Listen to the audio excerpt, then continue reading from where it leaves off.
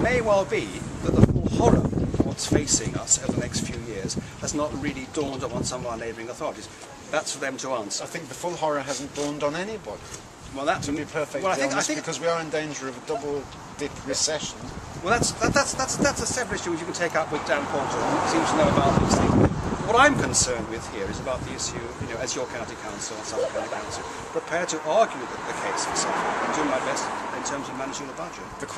I'll ask you one last question.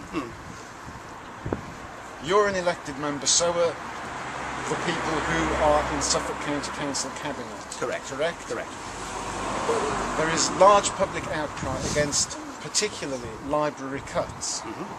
You represent the people who are protesting against the library cuts. Does that not mean that you should change your mind about these cuts? Well, would that not be the democratic process, to listen to the people who voted for you and actually... Absolutely. But in terms of managing the budget of the whole of Suffolk County Council, if, say, for example, you'd say to me, fine, you need to you say that savings should not be made in the library service, say, for example, and that is costing us, shall we say, let's give a figure, £1 million, say, as an example.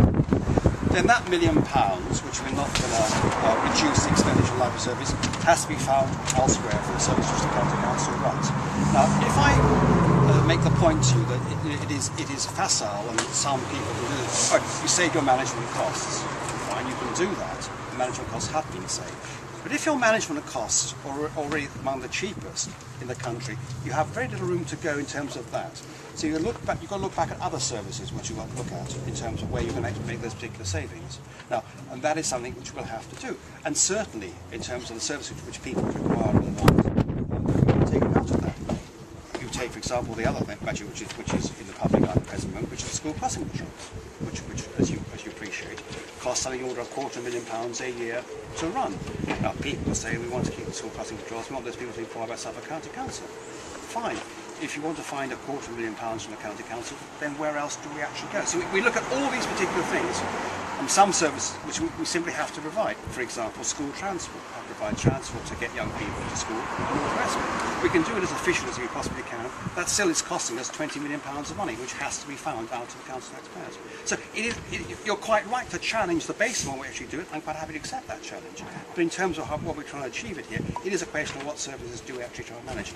You could argue to me, well, what about the highways? Can you save money on the maintenance of the highways? Would you rate that as an important service to be done? Do you think that road safety is an important service to be done? And all these things have to be done as well. My personal view is that the maintenance of roads is not as important as maintaining libraries. I would rather drive on a potholed road than not have any books to borrow and read. And Norfolk obviously share that opinion because they've taken quite a bit out of their roads maintenance budget in order to keep libraries going. Is that a view that you might take to your cabinet and say, because from what I've heard on Radio Suffolk, we've not actually cut any money out of our roads maintenance budget, so forgive me if that's an incorrect piece of information. No, the roads maintenance budget, which I'm responsible for, in terms of our policy decision, I believe it is important for all sorts of reasons to maintain the highway commensurate with the use of the roads.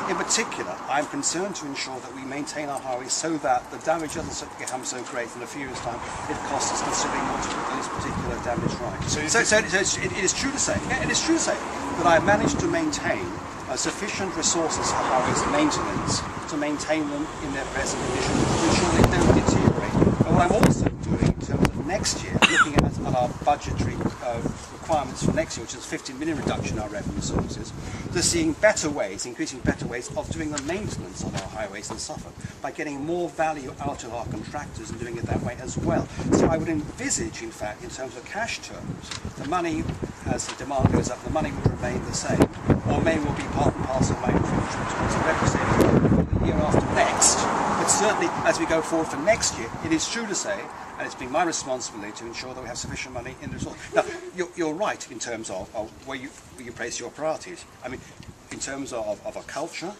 is it important that we maintain the library service? That we intend to do. But in a question of should we let our potholes become greater? Should there be more damage on our road? Should we have more accidents, injuries, and all the rest of it? Then this is the judgment which I've come to, which is why I'm defending the expenditure on So you highways. think Norfolk have made the wrong decision then? Norfolk have made their own decision on that. I've recommended to the Cabinet, and we'll be arguing for in terms of budget, my attitude towards highway maintenance. I've had to take a cut in terms of stage service revenue support. It's going to be reduced next year from about 4 million to just over £2 million in terms of subsidising public transport, stage public service and Suffolk. But at the same time, I'm keeping the community services going, demand responsive transport going as well. So I'm assuming you will leave here without signing the petition? I think in fact that in terms of my position, I'm fully supportive of keeping Stradbroke Library open.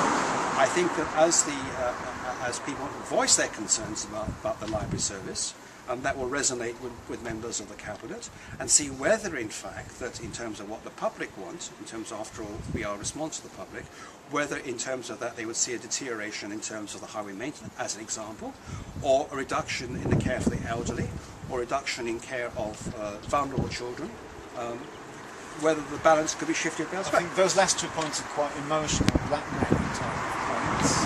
But so, that's absolutely right. But that is the world in which we're actually operating. I'm aware of that. The charities I work for support hospices. So. Exactly.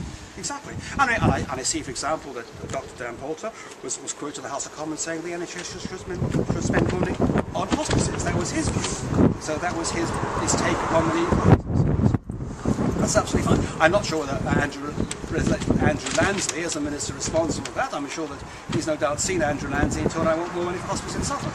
Well, I will make no party political comments because it's not my place to at this point. You and I can probably argue about this. I'm happy to discuss it. I stand for public office, I get round, I back around, I tend to, and if you feel dissatisfied, then I say in 2 years' time, you'll have the opportunity to say, well, McGregor was the person I want, I'll vote for somebody else. That's absolutely fine. Unless, of course, I choose to stand myself. Absolutely. Thank you. I look forward to the competition. So do I. Thanks for your time. Thank you. Cheers, love.